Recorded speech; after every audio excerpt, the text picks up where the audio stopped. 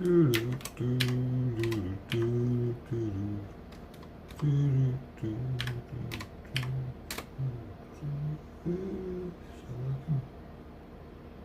that works. Sweet. What's going on, man?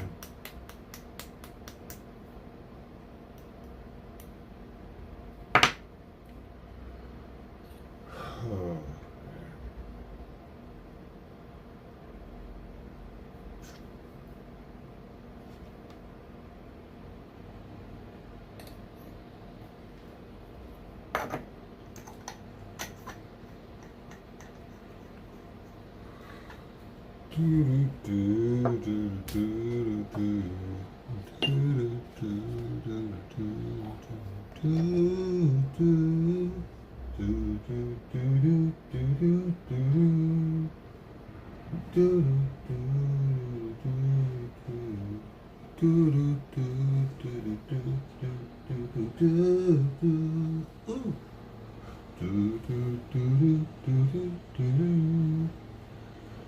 You know the one. Oh.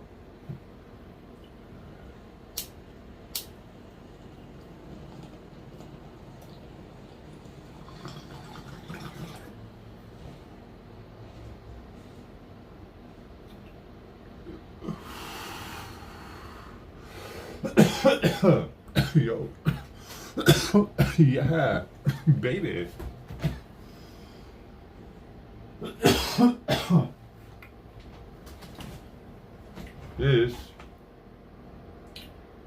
This is what it looks like to be a dead streamer.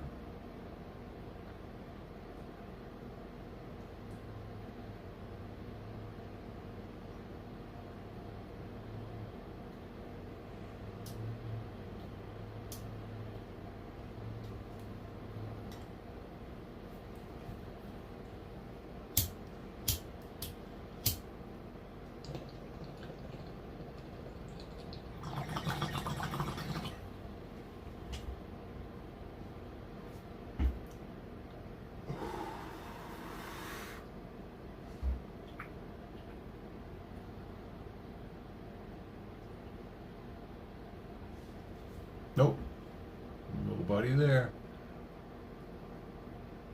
Just in case anybody wondered what it looked like, this is it. This is what it looks like. I don't even know if I'm live right now, it's that bad.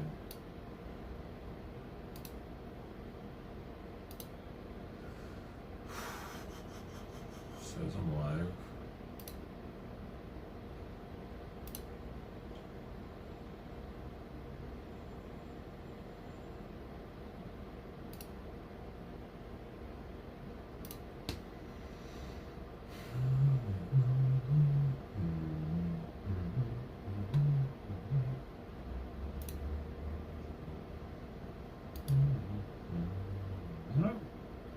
It's live. I wasn't sure. Zero views though. Interesting.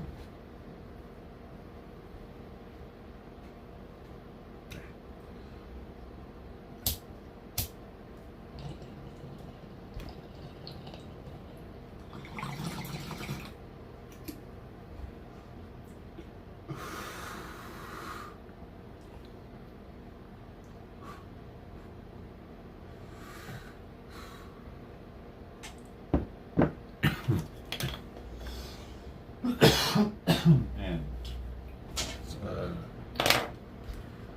little depressing.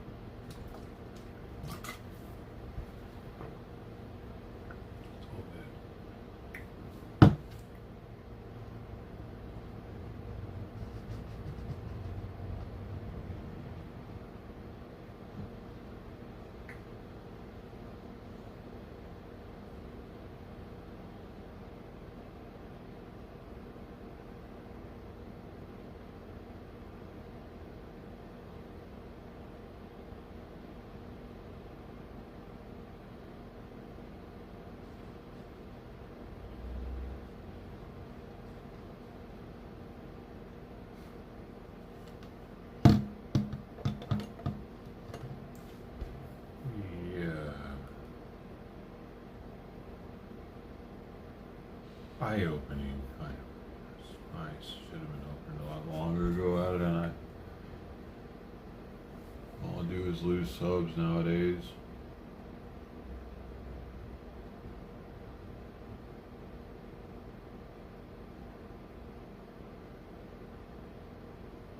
Yeah.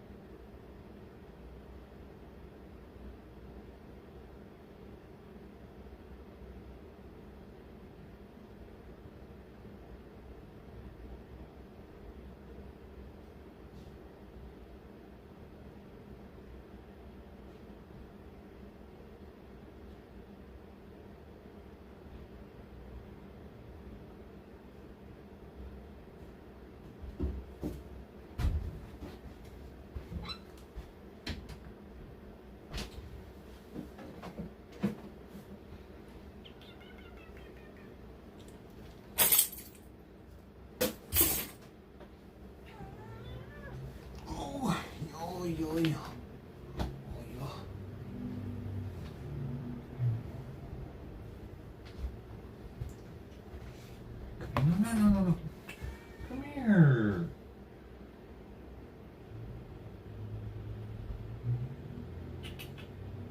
Come here. Hey. Come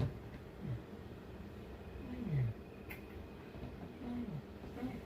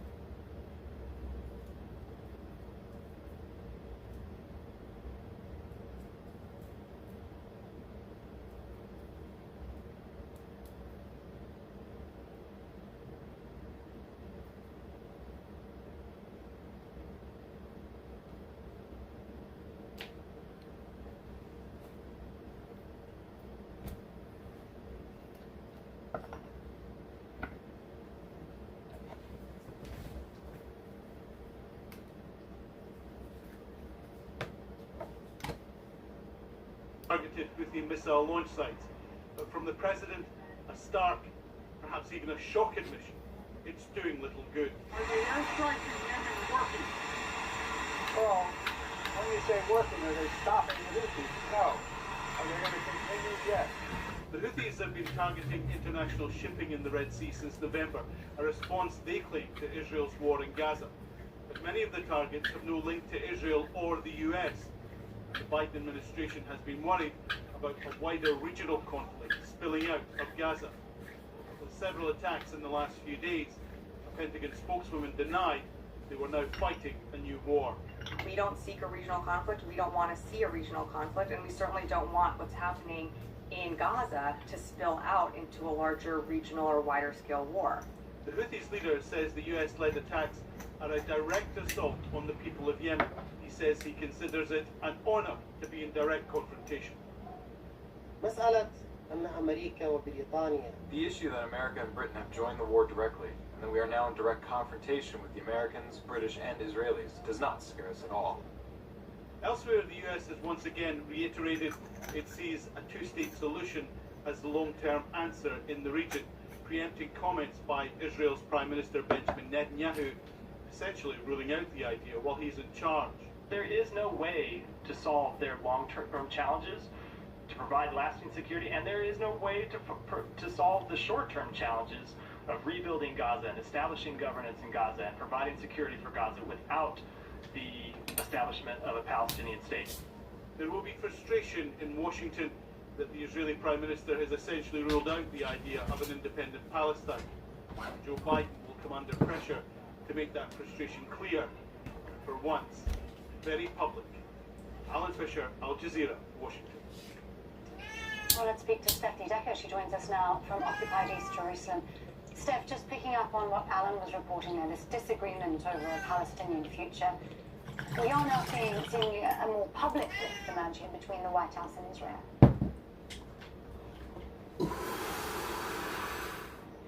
Yeah, I mean, the bottom line it really only is the Americans that have the power to put real pressure on Israel to actually perhaps, be able to change the course. But we haven't seen that. You have the Americans very publicly since the beginning supporting Israel in its right to defense. It's used its veto in the UN Security Council. So now what you're seeing, as you mentioned there, an increasingly public disagreement when it comes to the political future, to the next step. Now, Prime Minister Benjamin Netanyahu has made it very clear that he does not consider that a possibility at all for an independent Palestinian state. We heard him reiterate that again yesterday, not in those words, but saying that the day after for Gaza meant Israel being in full control of its borders and being in control of everything that goes in and out. So I think, the bigger picture is that we've never been further away from a Palestinian state. The last time talks happened with the Americans involved was 10 years ago, and even then, it was only about talking about what potentially could be discussed. So not dealing with the major sticking points like, the right of return, borders, East Jerusalem. All these difficult things weren't even touched at that point, and those collapsed after an intensive shuttle diplomacy between, at the time, U.S. Secretary of State John Kerry. And Palestinians will tell you that the last 10 years have only solidified the occupation, losing more and more land, and now you have in this government members who actively live in the occupied West Bank, who call for the expansion of settlements, who call for the right to pray at the Al-Aqsa Mosque compound, changing the status quo. So you can see the dynamics when it comes to Israeli politics and who is in charge now, and why you have such pushback on the idea of a future Palestinian state. Well, there are domestic rifts too, right, Steph? There's a vote of no confidence in the works against Netanyahu. You were telling us earlier that's not likely to go anywhere? Come here, what are you doing? Yes, because of the numbers, Netanyahu and his coalition hold 64 seats of the 120-seat Knesset. This is the Israeli parliament. A vote of no confidence would mean 61.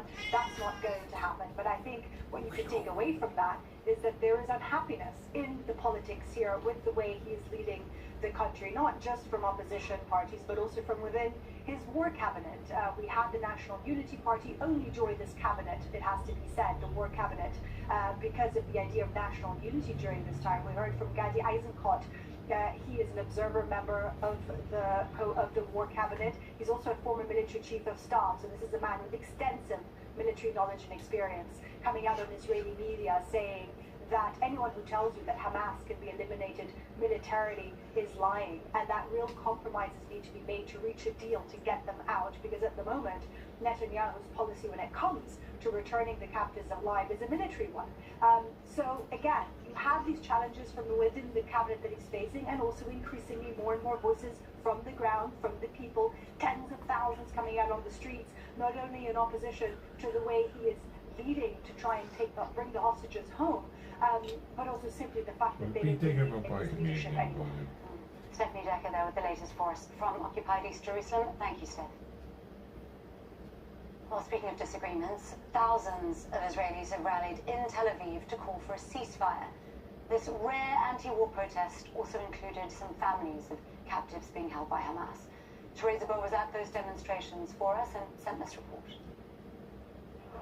We're here in the center of Tel Aviv, where hundreds of people have gathered to protest against the war. People here are demanding a ceasefire from the government. They're saying that only peace will bring security for Israel, and they're also asking the government to do much more, to enter peace negotiations so that the captives in Gaza can be released. We were being told right here that they're not carrying Palestinian flags because many fear that they could be detained if they do so. Security forces were not far away from here, even though this protest has been authorized by the government. In many cases, protests like this one have ended up with people arrested. Joining me now is Rula Daoud.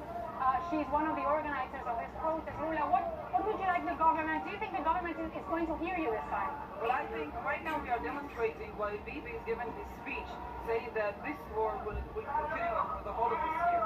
And we are here to say, thousands of people who came here are here to say that we don't want any more war. What we need right now is agreement. Is sit down because we need a peace, a Israeli-Palestinian peace. So there's mounting pressure on the government of Prime Minister Benjamin Netanyahu to end this war in a way, even though most of the population here in Israel supports the war. Many believe that the way out is to eliminate Hamas, but there's lots of questioning now. And we have started to see lots of people taken to the streets, from the relatives of the captives on the streets, asking the government to do much more. We're also people protesting against the government of Prime Minister Netanyahu, not only questioning his policies and what's going to happen in Gaza next, but also questioning his leadership and calling for election. And then there's protests such as this one, calling for a ceasefire now, that only peace, as people here say, will bring security for Israel. Protests like this one, in a way, are an example that things have started to change, and they could be a new sign of what's been going on here in Israel. Teresa Bo, Al Jazeera, Tel Aviv. Meanwhile, Israeli forces have conducted raids in several villages across the occupied West Bank.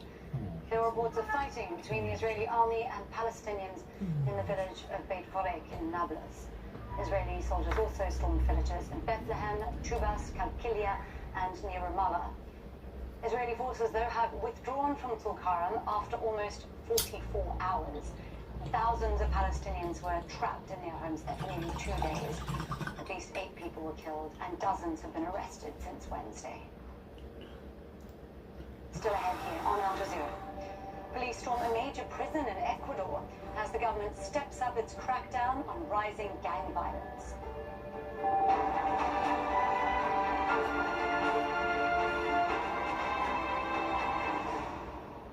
In-depth analysis of the day's headlines. How does South Africa prove its accusations of genocide in this case? Many genocide and Holocaust scholars, including Israelis, have confirmed that this is a textbook genocide. Frank assessments. Politicians need to be able to run for office without the fear of facing a jail term. Informed opinions. When the US sends its warships into the Red Sea, it's not received as protection, it's seen as provocation. Inside Story on Al Jazeera. What constitutes exemplary journalism? Accuracy. I want you to start with just the facts. Run us through what happened as you know. Independence. We want peace, we want education. I want freedom. We don't have freedom in this country. Impartiality. They are asking for women to get 50% representation in the Constituent Assembly here in Chile. Accountability. responsibility.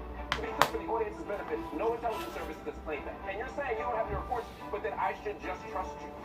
Humanity. How is the community after the cyclone?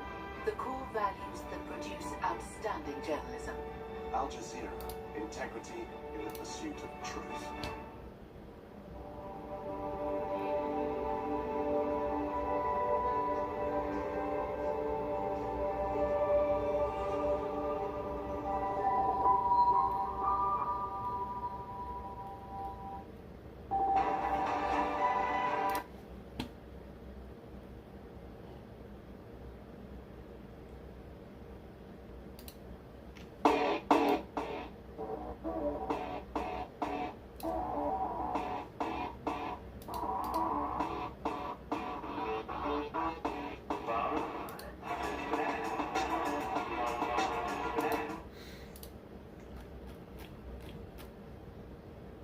Shadow Rich Gang just took your soul, and you're never getting it back. I'm smoking all this gas, and it's got me positive. Shout out DJ Smokey.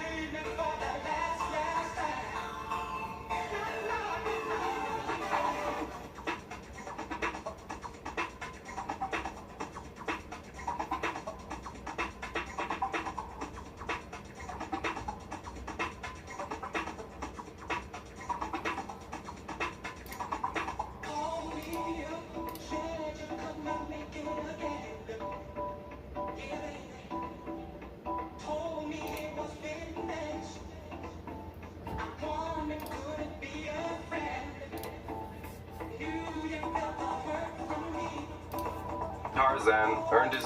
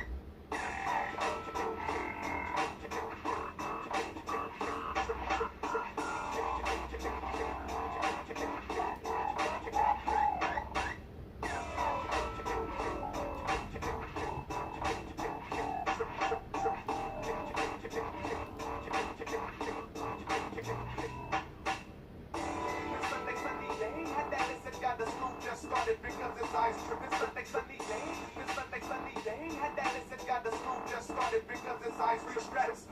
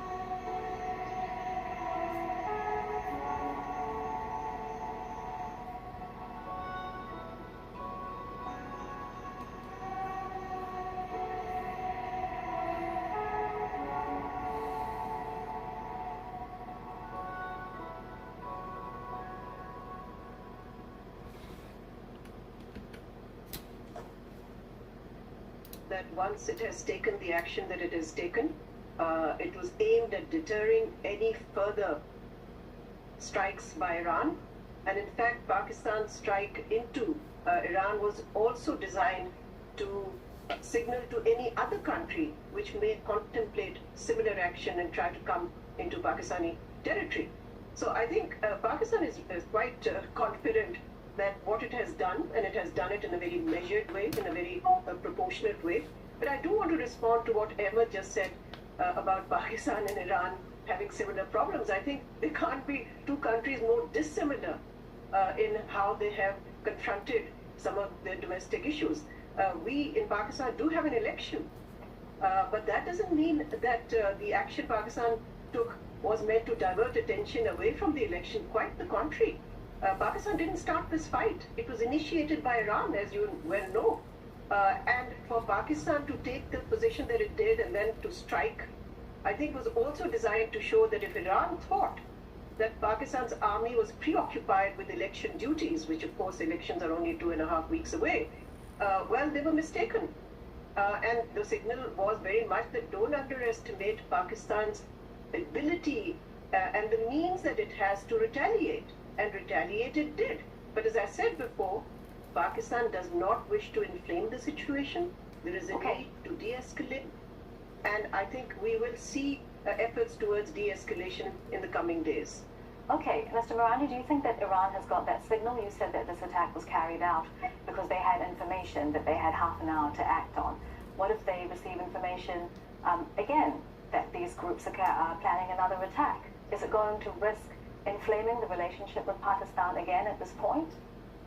Well, I think, first of all, we shouldn't misread the situation.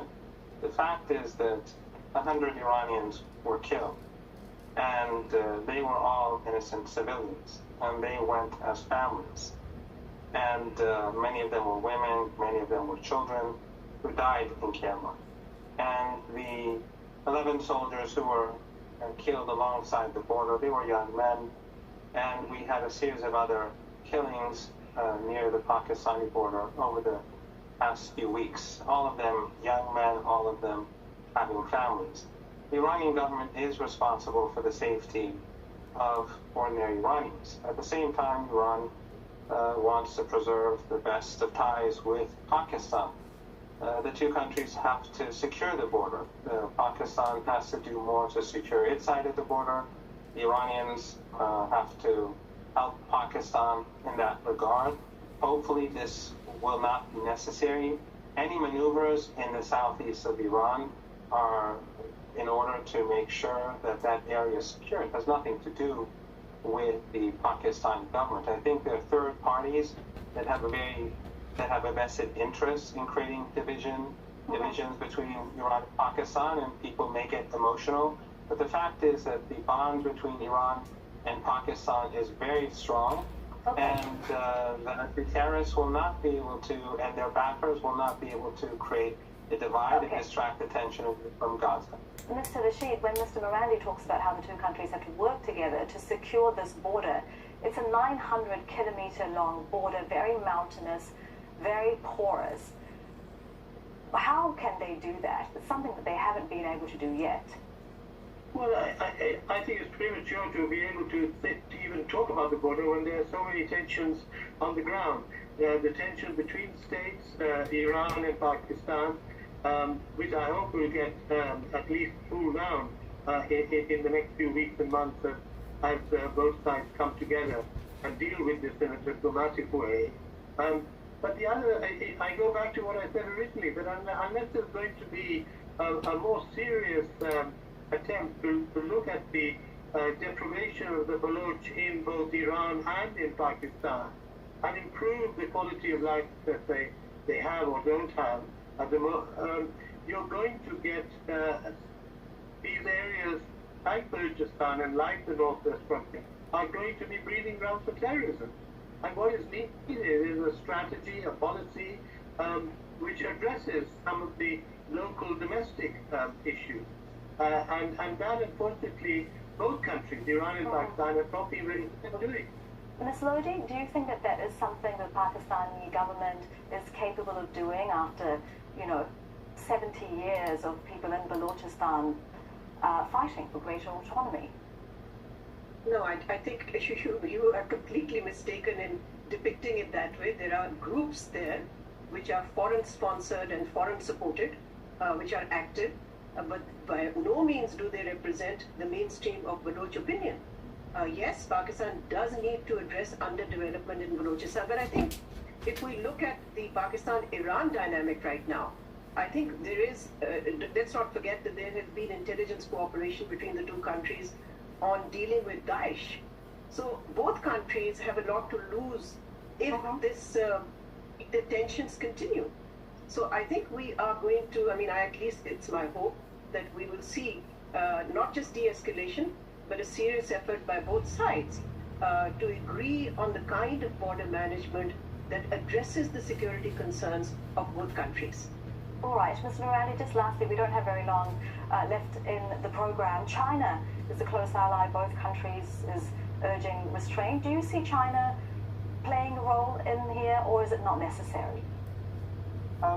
China could play a role. Perhaps since, as your previous guest pointed out, that Pakistan has economic difficulties, perhaps China, for their own interest, could help create part of the border infrastructure to protect the borders and help prevent terrorism and smuggling.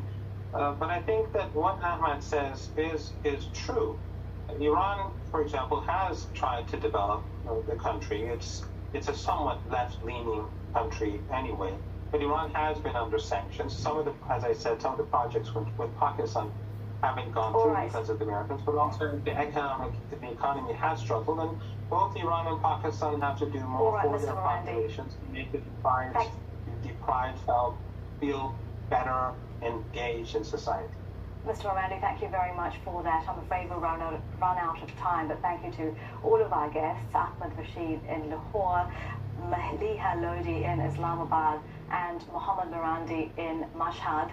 And thank you too for watching. You can see the program again anytime by visiting our website, aljazeera.com. And for further discussion, do go to our Facebook page. That's facebook.com/AJ Inside Story. You can also join the conversation on X. Our handle is @AJ Inside Story. From me, Elizabeth Puranam, and the whole team here, bye for now.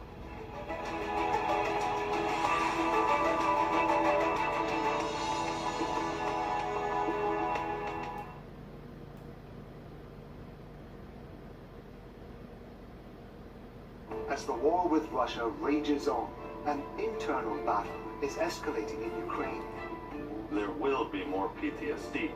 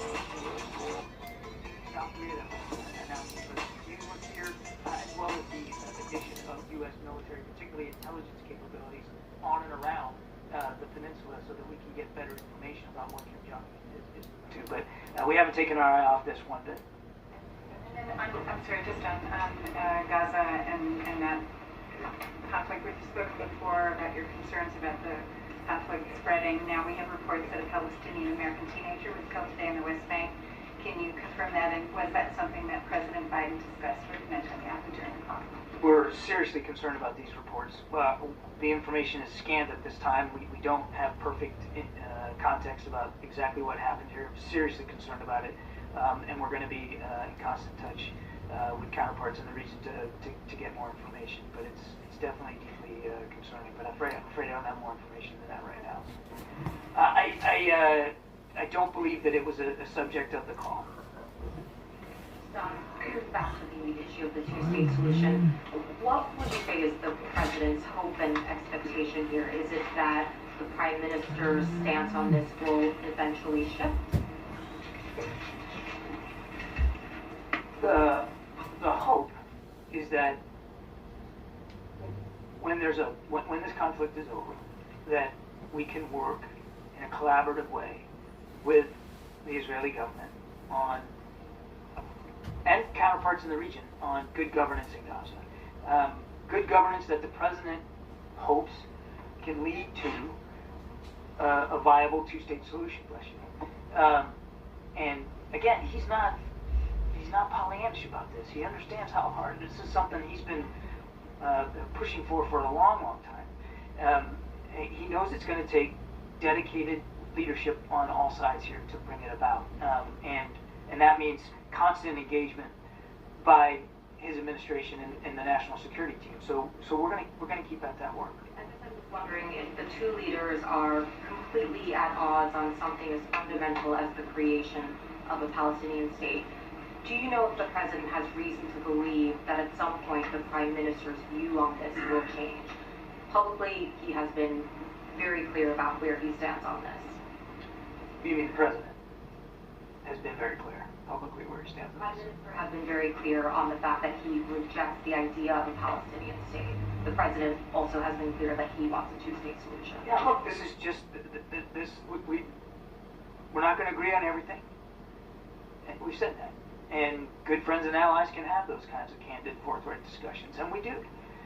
It's not going to change the president's view that the best long-term solution for regional security, particularly the security of the Israeli people, is a free and independent Palestinian state that can live in peace and security with, and this is an important caveat, with Israel's security also guaranteed.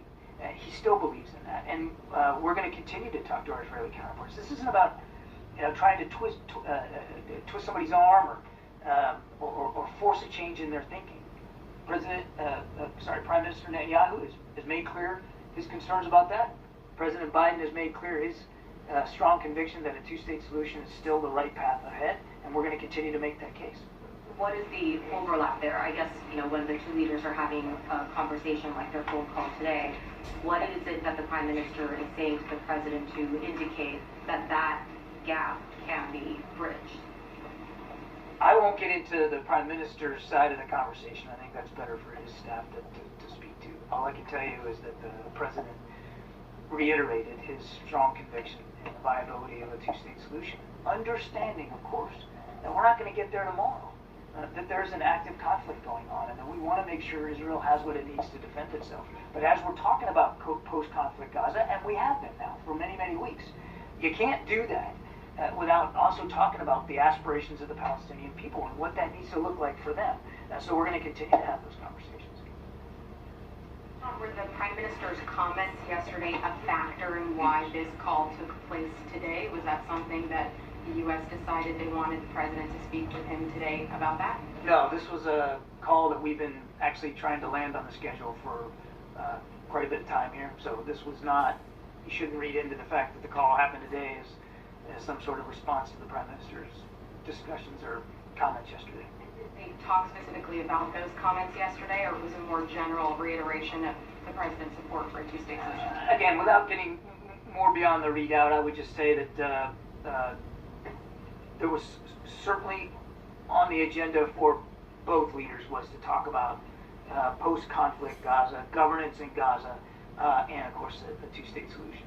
Can you just tell me a bit more about what the President meant yesterday when he was asked by my colleague whether the strikes in Yemen are stopping the Houthis, and the President said no? I think if you just look at what happened yesterday, it's pretty self-evident. They continue to have offensive capability, and they continue to be willing to use it. We also have plenty of defensive capability available to us, and we continue to use it as well. Did the president address Netanyahu's use of the phrase "from the river to the sea" in their conversation today? I know the White House has previously said that phrase is divisive. So I'm not aware that that specific phrase was discussed. Using that phrase. Look, if there's a connotation with that phrase. We talked about this before, but when you use the phrase "river to the sea," it speaks basically to the mantra of Hamas and in their manifesto, where they basically describe the geographic bounds of what they believe to be Palestine. And if you look at it on the map, if you go look at the four corners that they describe it, it's basically the state of Israel. They just don't believe it should exist. So again, it's not a phrase that we recommend using, given because of that context. But Hamas, this was.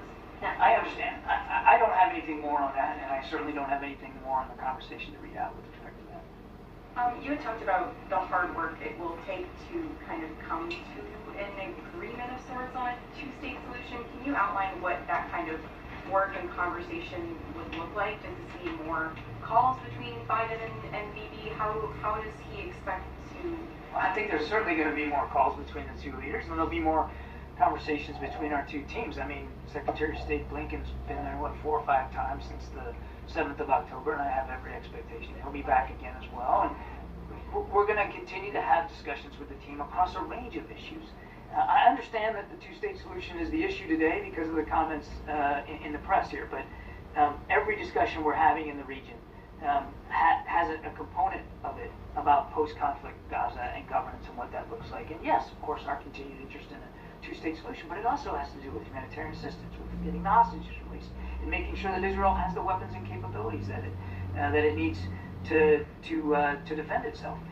And I'll just end with this. I mean, prior to the 7th of October, as you all know, we were working closely with Israel and Saudi Arabia on a potential normalization deal.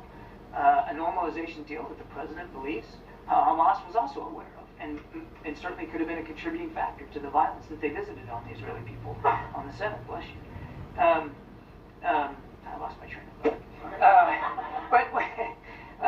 But the point is, we're still having discussions with counterparts about that normalization, and we've gotten some positive feedback, even from Saudi Arabia, about what that could look like going forward as a part of that normalization. Should we be able to get there? And we were making progress before the 7th.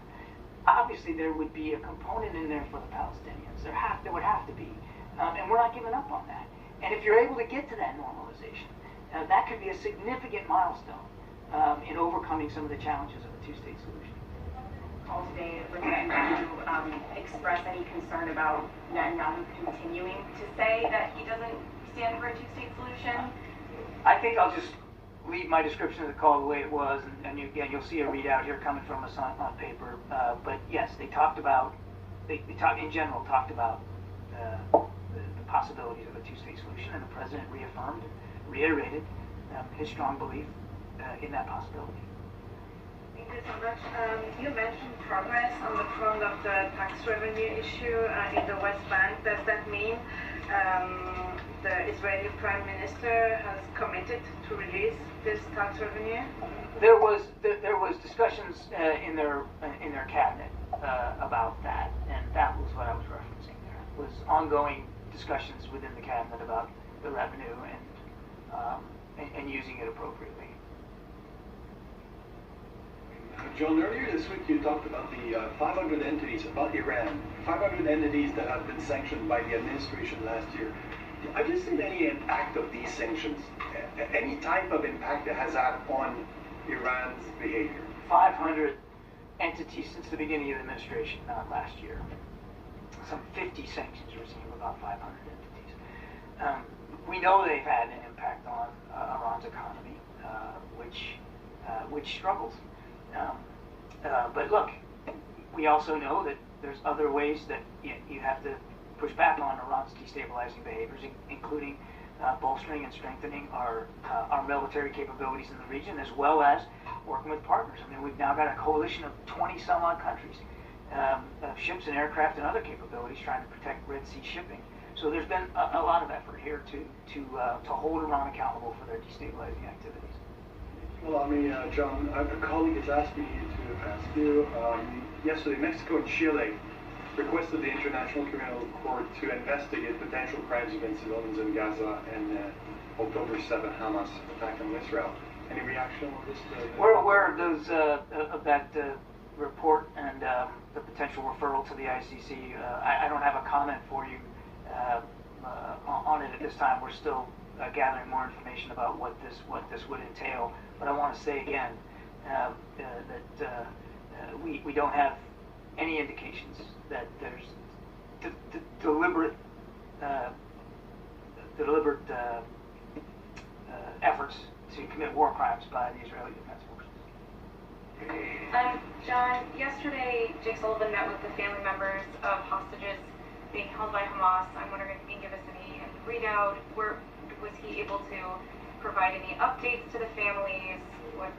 What message did he have for them during that? The main message was that we're still working out this, and as I said in the readout of the call, that was right at the top of the list for the president to talk to Prime Minister Netanyahu about efforts to get another hostage deal going. And I want to protect the private nature of the conversation, but Jake also made sure that they were aware that those efforts are ongoing and that they're serious. The discussions we're having are sober and serious about potentially getting another hostage deal in place. I'm not suggesting, and you shouldn't take away from this, that we'll have something to announce imminently or that we're over the finish line. I don't mean to suggest that at all. There's a lot of hard work still ahead, but we haven't given up on the effort, and the efforts are being taken very seriously by the national security team. You know, Brett McGurk was just in Doha last week, and that was a big reason why he was there. So that was, Jake wanted to bring them together, to make sure they knew, you know, we kept that connective tissue with them, that we still obviously care about their loved ones and getting them home, that they're a priority for President Biden, and updated them in general terms about the discussions that we've been having in the region. Do you have any kind of update about the condition or what was known about the condition of any of the hostages? Do we have new information or any information about how the hostages are doing? I don't have any information to share with you about what we know about the individual hostages. I will say, as I've said before, regrettably, we just don't have a lot of tactile information about where they are or what specific condition they're being held. And as I think you can imagine, it is very likely that they're being moved around quite a bit. So it's hard to get real fingertip feel on exactly how they are, but we have to assume they're being held in just the most deplorable of conditions. On the supplemental, just given latest developments, I mean, how is the president thinking of this idea of conditioning aid to Israel? Is this being pushed by some of his allies? Is that something he supports? We believe that the approach that we're taking right now has had results, and we're going to continue that approach, which is obviously making sure that Israel has the capabilities it needs, and that continues, but also urging them at every turn to be more precise, more targeted, more deliberate with respect to civilian harm, urging an increase in humanitarian aid and assistance, and of course trying to get another humanitarian pause in place so we can do a hostage deal. I would tell you, as I've said before, that this approach that we've taken of at once supporting Israel and their military capabilities, but also providing advice, counsel, lessons learned from our own experiences in this kind of fighting, has had results. They have changed the way they have conducted operations. In fact, they have already started a transition to lower intensity operations. Again, largely at our urging. They opened up Kerem Shalom, a second gate of humanitarian assistance, largely at our urging. So the president's continued discussions with Prime Minister Netanyahu and at lower levels across our team has had results. Thank you, Greg. John, am I correct to understand that the president believes there is wiggle room in the Prime Minister's position in opposing Palestinian statehood? And what is the president prepared to offer beyond pushing for a Saudi-Israel normalization deal to convince the Prime Minister to accept a two-state solution? The Prime Minister should speak to his own headspace when it comes to that, and of course he's talked publicly about a two-state solution. All I can do is to say what I've said before. The president still believes in the promise and possibility of that. He believes it's going to take hard work and leadership. He's willing to put his shoulder to the wheel for that eventual outcome. At the same time, we've got to make sure that they have what they need to defend themselves, and we get humanitarian assistance. And I'm sorry, your second question was? What is he prepared to offer, whether it's a carrot or a stick, in terms of trying to persuade the Prime Minister to go in line with U.S. policy? Well, I'm certainly not going to negotiate here from the podium about a two-state solution.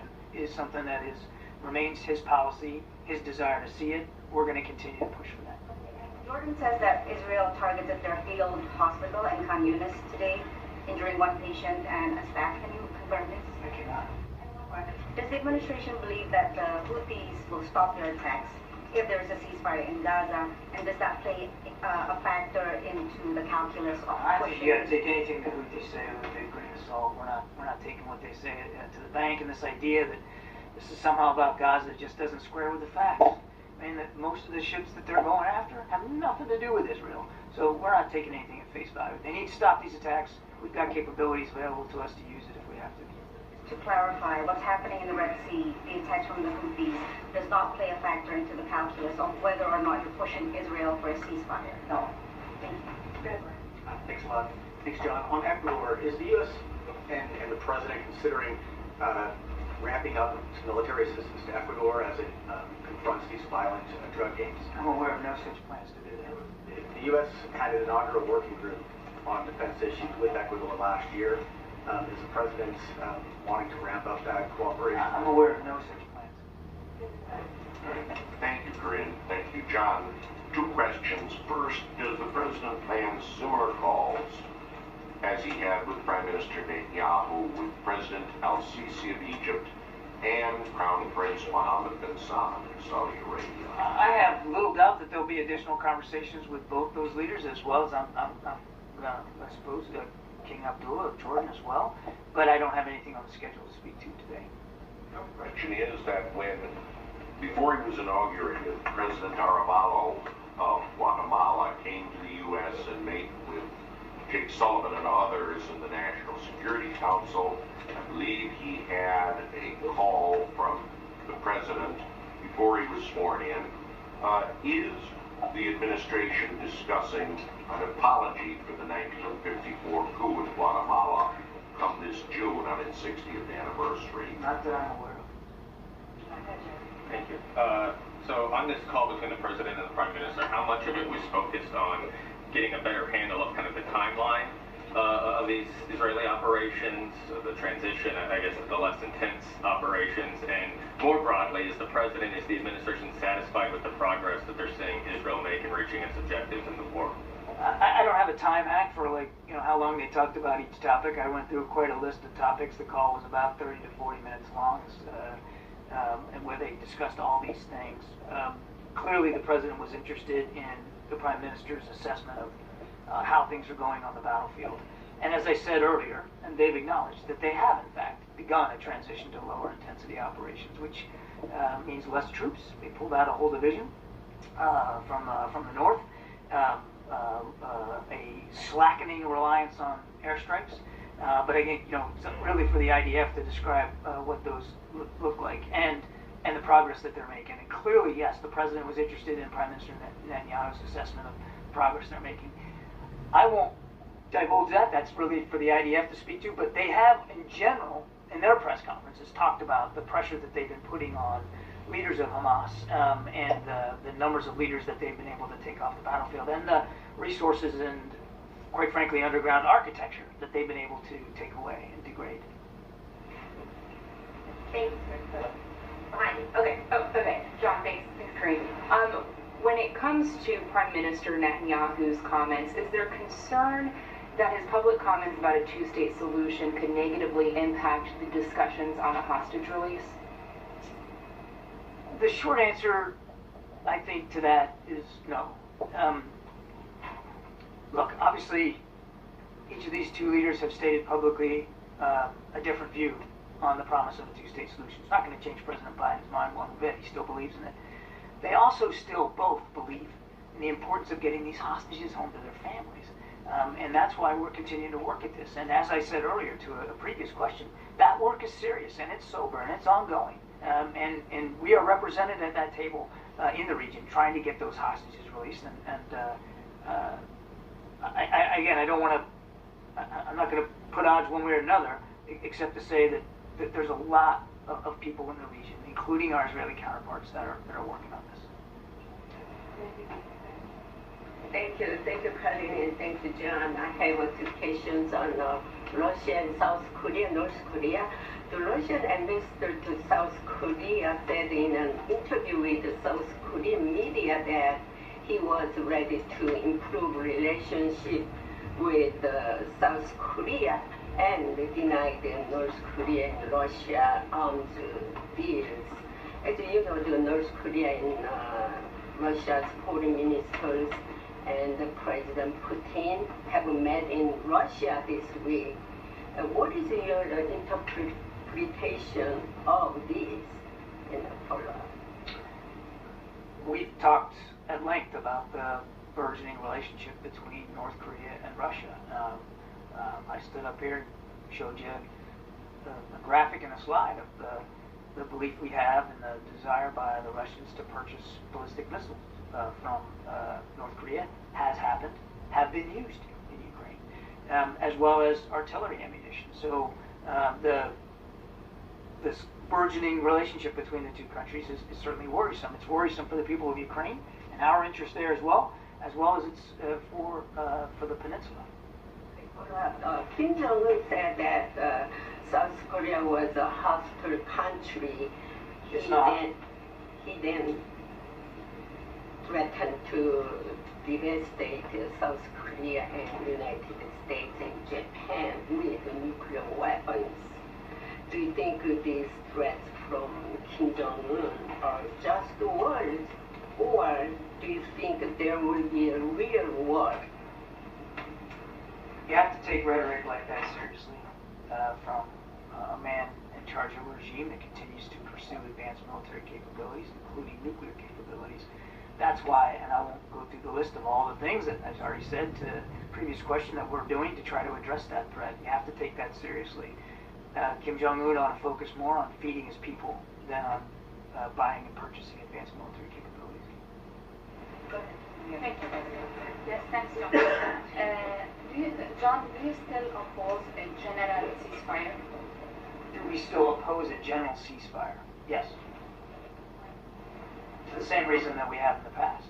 We don't believe a ceasefire is going to be to the benefit of anybody but Hamas. We do support humanitarian pauses, as I said, to try to get hostages out and more aid in, but we don't support a ceasefire at this time. I think it's important to remember that there was a ceasefire in place on the 6th of October, and Hamas, Mr. Sinwar chose to break that ceasefire. He's the one that chose this war. There was a ceasefire, which we obviously weren't supportive, and Hamas chose to break it. Is the current situation beneficial to Israel, speaking strategically? Is the current situation beneficial to Israel? The current situation? What do you mean by the current situation? The ongoing conflict. The Israeli people have every right to expect that their military and that their government is going to act in their safety and security. And I guarantee you that if this was any other country, including this one, we wouldn't stand for that kind of threat to live next door to us like that. A threat that truly has existential ambitions. They want to wipe Israel off the face of the map. So the Israeli people have every right to expect that their government's going to try to protect them from that threat, which we still believe, and certainly was verified in the call today, that is still a viable threat to the Israeli government, to the Israeli people. One more question on that whole thing. How long you believe you can maintain the current course? I mean, striking them and then they strike back. You said you have other options. At what point you can use another option? Well, I'm not going to get ahead of the president or his decision making. We have plenty of military capability available to us. We'd like these. I'm sorry. No, it's my fault. I just got my throat caught and I caught on my word. We obviously are not seeking a conflict with the Houthis or a war in Yemen. The best outcome would be for these reckless attacks by the Houthis to stop today. But we have the capability we need. Sorry, did it again. Great. Thanks, Green. John, President Biden admitted yesterday that the retaliatory strikes against the Houthis aren't working. Why aren't they afraid of the U.S.? Well, you'd have to ask the Houthis what's in their mindset. I'm not going to get in between the ears of Houthi leaders. They claim it's about Gaza. It's not. They claim that this is some sort of, U.S. and Britain effort to wage war on them. It's not. We're simply trying to do two things. We're trying to defend our Navy ships and sailors, and the Navy ships and sailors of other nations that are in the Red Sea with us, and two, protect international shipping. This is about self-defense. And again, this conflict, well, first of all, we don't seek a conflict. There doesn't need to be a conflict, but the exchange of fire that we have seen in recent days doesn't have to go on one day more. If the Houthis would make the right decision to stop these attacks. But they're a terrorist group attacking U.S. interests. Wouldn't your response make them stop? Again, terrorist groups commit acts of violence, oftentimes for not just for the sake of committing acts of violence, but for political posturing or political messaging of some sort, or perhaps tied to religious fervor. And they are a designated terrorist group. They are conducting terrorist attacks on shipping in the Red Sea, and we have to respond to that. I don't know what the alternative would be. Should we just stop defending ships and just let them have their way with the southern Red Sea? I don't think that's in anybody's interest. So we're not just going to lay down here and wait for them to come to a different approach. They need to stop the attacks. If they don't, we'll continue to defend ourselves and make it harder for them to conduct them. Thanks, Irene. Admiral, the House Armed Services Committee has asked Secretary of Defense Lloyd Austin to appear publicly before them next month for failing to disclose hospitalization.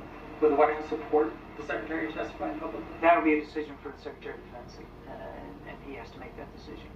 His release from the hospital, has he clearly explained to the President or any senior officials here what exactly happened? I'm not going to get into the personal and private discussions that the Secretary has had with the President of the United States. They have spoken as recently as late last week. And as you heard the President say himself, he has full trust and confidence in Secretary Austin and his leadership at the Pentagon, and that will continue. Thank you. All right, Colleen. So I wanted to ask about the Uvalde report yesterday. The President had said that he hadn't seen the full findings, but that he wasn't sure that there was criminal liability. So a couple things. I wondered if he had time to look through the full findings and if his opinion has changed at all. And then also, if not, is there another way that law enforcement should be held accountable for the failures? So there's a couple things I want to say about that. The DOJ's report, which is what you're obviously referring to, Colleen, shows that there were multiple points of failure with the law enforcement response in Uvalde, and so we can only imagine how this news adds to the heartbreaking Uvalde families, how they're feeling, and certainly as a mom myself, this is one of those days that you wish never ever happens, and you don't want to imagine. So this obviously is very heartbreaking, not just for the families, for that community. And so no community should have to ever go through what Uvalde community suffered. And but I'll say this, and I think it's really important that these families were able, in Uvalde, were able to turn things around, and they turned their pain into purpose, and helped pass the bipartisan Safer Communities Act, which we know, which we see, it's already starting to save lives. And so while the President is going to continue to certainly do everything that he can through executive action to protect communities from gun violence, he's not going to stop to ask Congress to do something. You hear me say that, you hear him say that often. They need to do something to stop this epidemic of gun violence. And so we've been very clear, we need universal background checks, a national red flag law. We must ban assault weapons, obviously, and high-capacity magazines. And these actions can't wait. These actions can't wait. And so I just wanted to lay that out because that report was, I'm sure, very difficult. Forget about us in the room. Very difficult for the Uvalde community, and the President understands that. I just don't have anything beyond that to add. Sorry, one more. On the debate or the discussions on funding, It sounded like yesterday they were pretty close on the immigration and Ukraine funding agreements, and I just wondered if the White House was willing to concede more. I think one of the main issues they were talking about was parole authority. I wondered if they were in more concessions being made, or like what's happening. So for the past several months, I've been very careful to not negotiate from here, so I'm not going to break that. What I'll say is, and I've said this many times, we really appreciate that senators, both Republican and Democrats, continue to have this conversation, continue to negotiate on border security. Obviously, this is something that is very important to this president. It came up in the congressional meeting that they had 2 days ago, and the president was very clear that Congress needs to act. We need to be zeroed in and focused on this, and also the funding for Ukraine as Ukraine continues to defend themselves against Putin's aggression, right? Putin's invasion, and so that is something that we need to continue to do. Obviously, there's been a global coalition that the president has upheld, including NATO alliances, more than 50 countries in support of Ukraine as they're trying to, again, to fight for their freedom. So we need to continue to do that. The president believes all of the parts and the pieces and what he's asked for in his national security supplemental needs to pass. But going back to border security for a second, we think the conversations are going in the right direction. We are optimistic about it. It is important to act now. The immigration system, what we've seen at the border, has been broken for decades now, needs to get fixed. And so the president's going to continue to encourage Congress to act. And again, we are very thankful and appreciative and encouraged by what we're seeing by senators, both Republicans and Democrats, continuing these negotiation processes. To follow on that, you say that you're encouraged they're going in the right direction, but the president was asked yesterday, what are the sticking points in the border agreement? And he said, I don't think we have any sticking points left. If that's true, why haven't senators announced an agreement yet? Well, we're going to let them speak to that, but we've been saying it's headed in the right direction, right? We've been saying that we are encouraged by it, right? That is, I think, what the president just said, pretty much backs up what we've been saying. So I just don't want to get into specifics as it relates to specific. I think the negotiators should speak to that. Let them have those conversations on the Hill. Let them talk to you all about what it is that they're discussing specifically. I want to be very careful not to get involved in the negotiation process.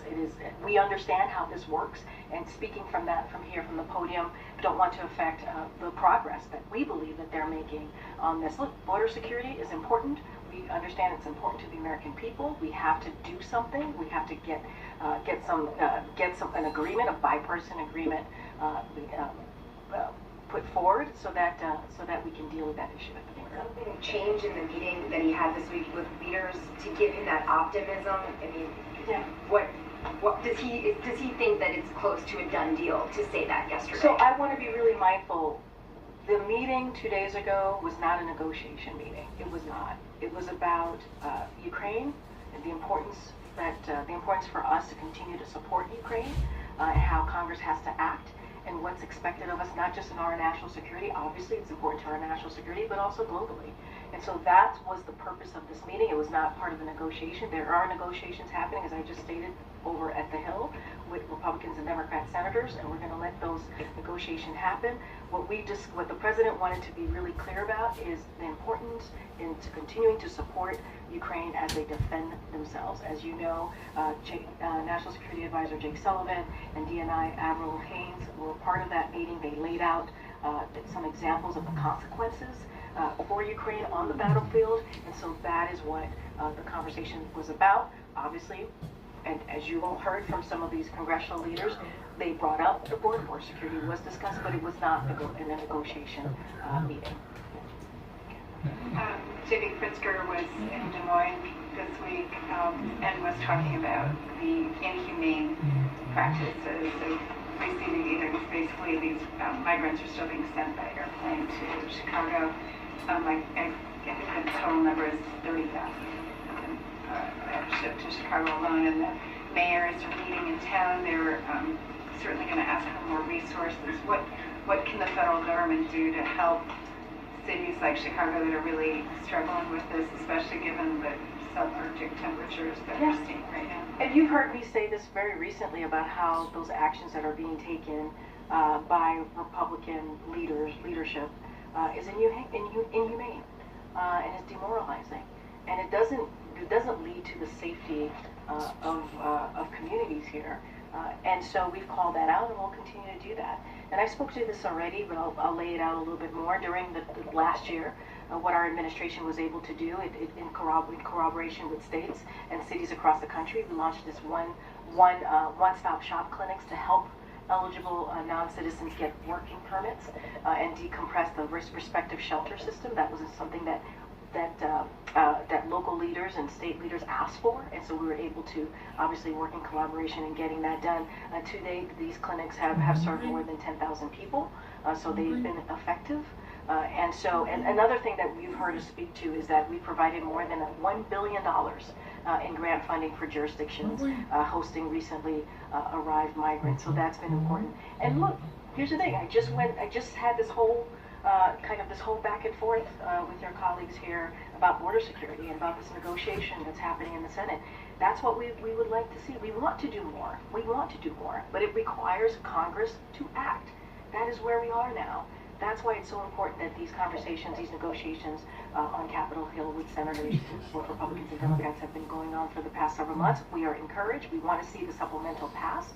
It is important to get that done as well. Remember, border security was originally a part of the supplemental, so we look forward to continuing collaboration with these states, these jurisdictions, obviously, to see what else we can do.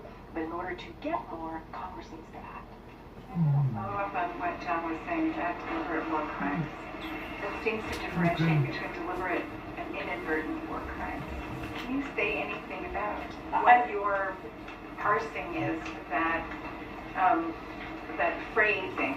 It startled me because it seems to imply that you acknowledge that there have been war crimes committed, but perhaps I don't think that's what the Admiral was inferring to. He doesn't.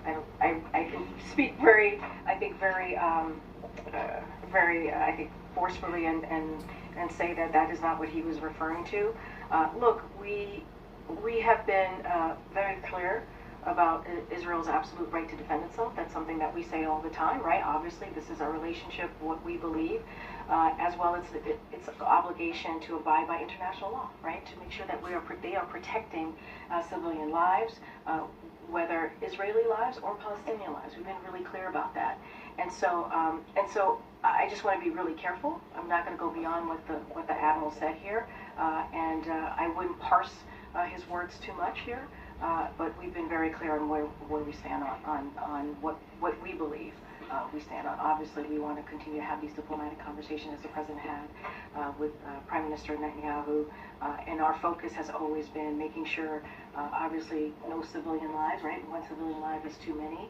Getting that humanitarian aid into Gaza is incredibly important. Making sure hostages, American hostages, all hostages come home, and trying to continue these pauses, these humanitarian pauses that you have seen the President lead on, and they have been very successful, as the Admiral has said. The International Court did rule that war crimes were committed with the U.S. support. I'm not going to get into that. I'm just not going to get into that. Does the President believe that a ban on menthol cigarettes would save the lives of Black Americans? So I want to be really careful. There's a rule-making process that's currently happening. Not going to get ahead of that. That is something for, obviously, the respective agency, FDA, to kind of take a look at that. I want to be really mindful. I was just asking whether that is something the President believes. No, I hear you. I just want to be careful because there's a process, a rule-making process that's currently happening on that particular issue, and I don't want to comment on this rule because on your question because that rule-making process is currently happening. FDA is doing their part.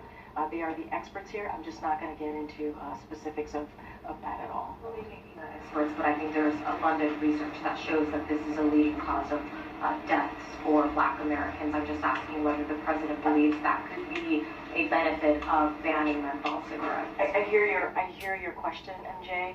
As you said, there are experts who have spoken to this. I'll let the experts speak to this. When there's a rule-making process, this is always the case here. Because there's a rule-making process, we're just not going to comment. Okay, Jackie. Thank you, Corinne. What is the administration's response to the 14 House Democrats who voted with Republicans the other day to denounce the, quote, open borders policies of the Biden administration? What do you mean? What's our comments on what?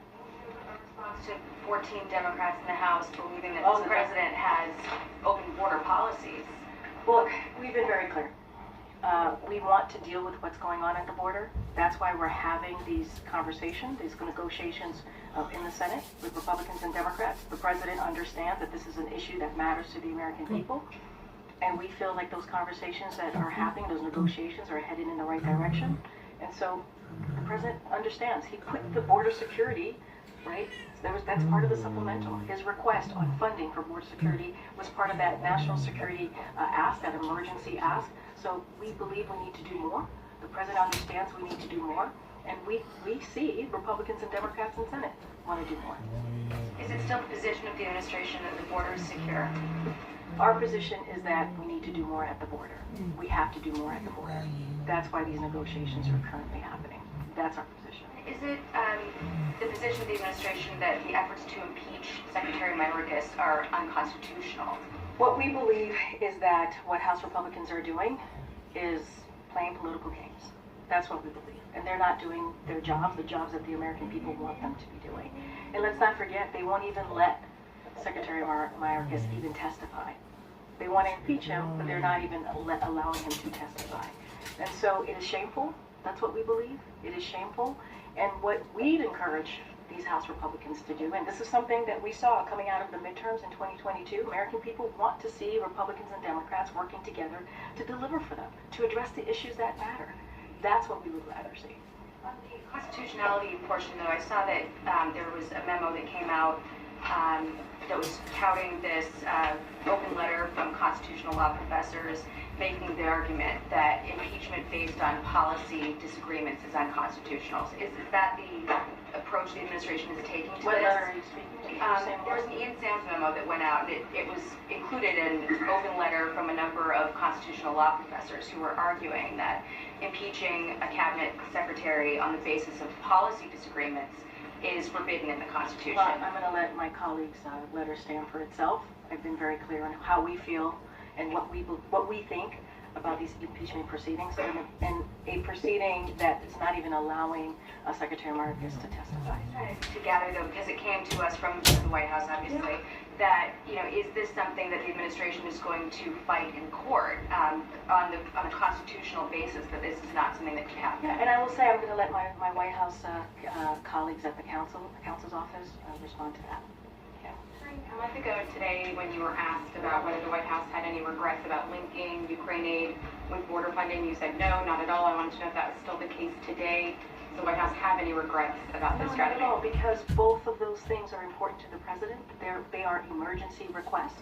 That's why he included it in the supplemental, and we believe all of it needs to move forward. And then just very quickly on student loans, there has been some Republican criticism from people like Senator Bill Cassidy, Congresswoman Virginia Foxx, specifically saying that the president is pandering in this election year, trying to buy votes with these kinds of moves on student loans. There have been other lawmakers who have echoed something similar, saying it's not fair for Americans who didn't go to college to have to pay for those who racked up too much debt. What is the White House response to that? We've heard that rhetoric many times before. That's nothing new, what you laid out to me. Look, the president made a promise that he would do everything that he can to take action to give American families a little bit of a breathing room, and that's related to student debt as well. And you heard at the top when I said, I laid out that folks should not have to be crushed by student debt to be able to start a family, to be able to buy a home, right? And so this is what we've seen over the past several decades. And the president has been very clear. He's going to do everything that he can to give people a little bit more breathing room, to give people, make sure he lower cost for folks. And that's what we're seeing, right? We're seeing that from an array of folks just across the spectrum. And so I've heard those comments. That is not something that the president believes. The president believes that it is important. You got to remember, this is a president who grew up in a middle-class family, who knows what it's like to sit around a kitchen table and try to figure out which bill are you going to pay. Are you going to pay that medical bill? Are you going to be able to pay that medical bill? Are you going to be able to put food on the table? Are you going to be able to pay the tuition for your kid that's going to college? And these are difficult conversations that American families have every month. And so if the president can do something to give families a little bit of dignity, a little bit of an opportunity to really be part of a growing economy, be part of the middle class, he's going to take that action. Thanks, Corinne. When the president was asked yesterday about Arab Americans not wanting to vote for him over Gaza, his response was to point to former President Trump's travel ban on Muslim-majority nations. Putting aside for a moment that most Arab Americans are Christian, is that the bar here that his predecessor and likely opponent wants to ban Muslims and President Biden doesn't? And how does that relate to the substance of their criticism of Gaza? So look, I want to be really careful because there's a mix of upcoming election in your question in 2024. Look, I would look at, and I really want to be mindful here and careful. I think what the president was doing was trying to give a reminder of where we were before, right? What it looked like before in the last 4 years in the last administration. You have a president that has been very clear in protecting Arab Americans or any communities that are under attack, any communities that have felt left behind. And so I think his record and what he's been trying to do for folks here in this country, all communities, including the Arab American community, is very, very clear. And so I think it was a question that he was asked. He answered it very quickly. It probably, he thought of it as obviously asked in a political way, and so that's where he went. But I just also want to be super careful because this is an upcoming election. Away from the campaign then, since the conflict began, the president has sat down with Muslim leaders only once that we know of, on October 26th, and there was only one Palestinian American who was present for that meeting. Why has the president not met or engaged more directly with Palestinian American leaders in the more than 3 months since this conflict began? Well, as you just stated at the top of your question, he has had direct conversation with leaders in the respective communities. His team has regularly stayed in touch with members and leaders of those respective communities that you just laid out, Arab Americans and Muslim Americans as well. And so those conversations are obviously very important. I don't have anything to read out or lay out of any upcoming discussions with those leaders in those communities. But he's had direct conversation. He's had listened to them. Those were private conversations. We try not to read out specifically what was discussed. But obviously the president and his team has been in regular communications. Monday's obviously the anniversary of Roe v. Wade. Do you have any preview of what the president is going to do to mark the day? Yeah, so as you know, the campaign made an announcement of the 4 principals here. The president, the vice president, the first lady, and the second gentleman are going to do an event on Tuesday and touch on Roe v. Wade. I would refer you to them on exactly what that's going to look like. And the vice president's going to do a tour specifically focusing on Roe v. Wade. So certainly would refer you to the vice president's office, and certainly we'll have more to share on that. All right, I'm being told to wrap it. Thanks, Corinne. On Wednesday, when you were asked about ahead of the meeting, Speaker Johnson's HR tour bus position, you said Speaker Johnson's not the only congressman in the room. He's held to this hardline position, but was there any indication from House members who were present in the meeting or in other conversations that have been had with House members that there is a possibility of them taking on a Senate-passed agreement? Like if an agreement were to be reached and passed in the Senate, has he gotten any kind of assurances that the House would take that on? I will say, I think there was broad agreement in the room in that meeting that they needed to deal with Ukraine and also the border. So there was a broad agreement there. I'm not going to get into specifics on how that would look like, but I think that's important. If both Republicans and Democrats in that meeting are saying, yes, we need to deal with this, we need to figure out how to make sure we support Ukraine, we need to figure out how to make sure we deal with the border security, I think that's important. And so that is what we were able to get out of that meeting as well, that type of understanding of addressing those two things. Is he optimistic that even if the Senate is able to come to an agreement, that it would be taken on and passed in the House? I mean, look, I'll say this, I'll add to this. It was a balanced and constructive conversation. That's what we saw, that's what happened.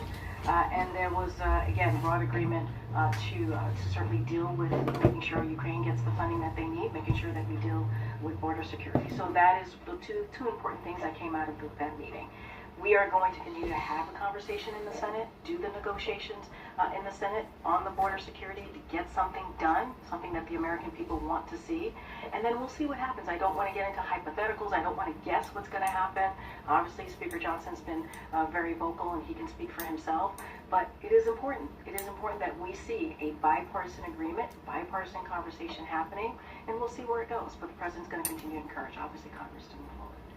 Gotcha. I have to call on you. Yeah, thank you. Well, regarding the House, and a version of this question was asked, I think, during the Air Force One gag on yesterday, but with Speaker Johnson saying he's communicating regularly with former President Trump on border negotiations, does the White House believe that Speaker Johnson is, in fact, negotiating in good faith toward an agreement on the border? Look, I'm going to let Speaker Johnson speak for himself. What I can say is that right now we are in active negotiations with members in the Senate, and it is in good faith, with Republicans and Democrats. It is happening in good faith, and we are encouraged by where the conversation is going. We believe there has been progress, and so let's start there. Let's start there and let them do their job and continue or do their negotiations and continue to have those conversations. And I'm just going to let the House speak for themselves. Do you think Speaker Johnson actually wants a border agreement? That's for him to speak to. I'm not going to speak for him from here. I know I keep getting. Did I call you, Regina? Quick follow on the border talk, very quick. Okay. Is the president open to signing a border deal before one is reached on Ukraine, or does it have to be concurrent? I can't speak to the timeline of all of this. What I can speak to is we are having those conversations in the Senate, negotiations, as I've mentioned multiple times already from here. I'm sure you're tired of me saying that over and over again. And what I can also say is that we want to see the full national security supplemental move forward. That is what we want to see. We want to see it move forward, and that includes Ukraine, obviously includes Israel, obviously includes border security. That's what the president wants to see, and that is the direction that we hope that it goes in. All right, I haven't called it again. So is the White House supportive of the bipartisan tax bill that was introduced this week that expands the child tax credit, but also has a lot of conservatism? So we think that we are encouraged by what we're seeing, obviously, with the tax deal that is going forward, and so we think that's important. Obviously, the president passed the American Rescue Plan, as you know, very early on. It had the child tax credit. The president has been very clear that he wanted to see that move forward in full, and it's continuing that more permanently. And so that is important, but we are pleased that the House Ways and Means Committee advanced a bipartisan tax bill that will increase that, right? That will increase it. And so, and let's not forget, this is for millions of families. It's going to lift hundreds of thousands of children out of poverty and support construction of hundreds of thousands of affordable rental housing as well in that bipartisan agreement. So it is a welcome step forward, and we believe Congress should pass it. All right, guys, we'll see you on Monday. Thank you, everybody. Stay warm and dry.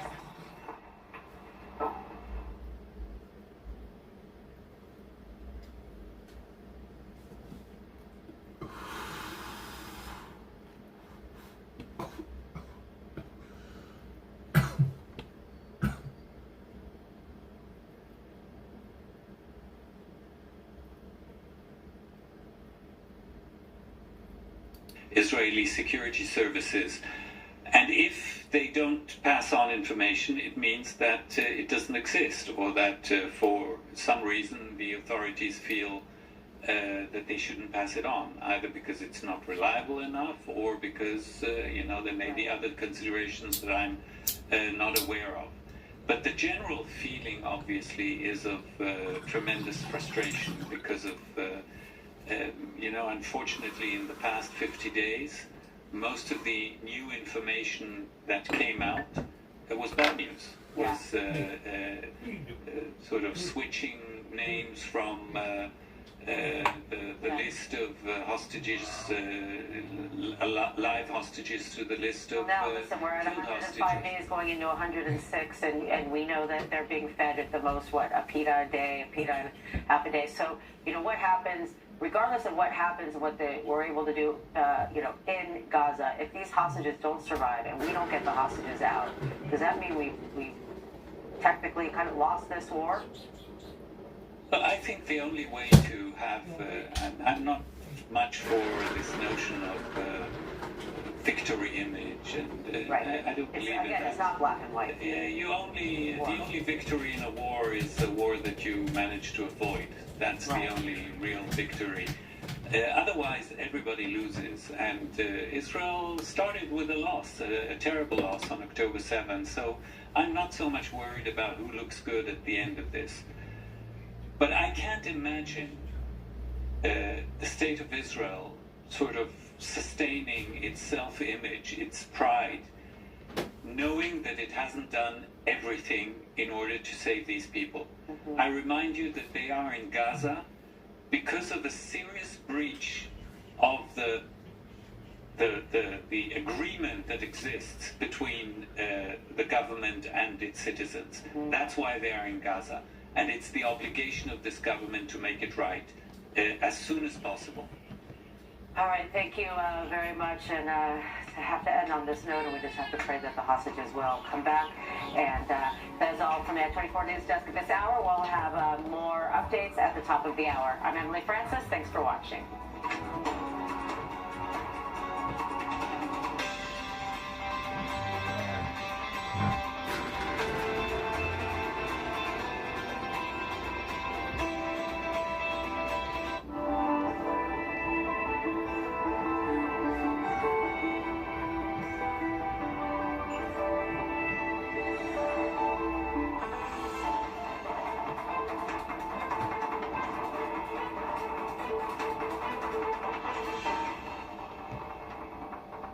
Israel is in a state of war. Families completely gunned down in their beds. We have no idea where is she. As our soldiers are fighting on the front line, but the general perception.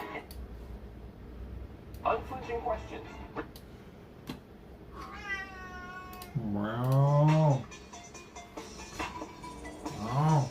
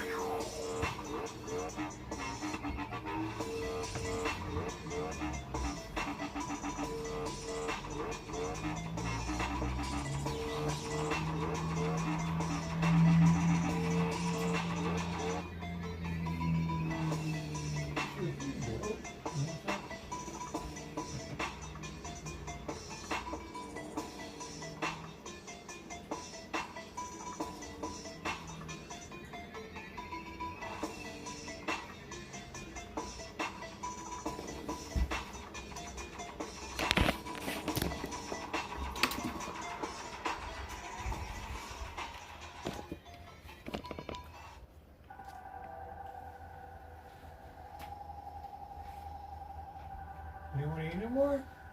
Don't want to eat anymore. You just want to have a bite.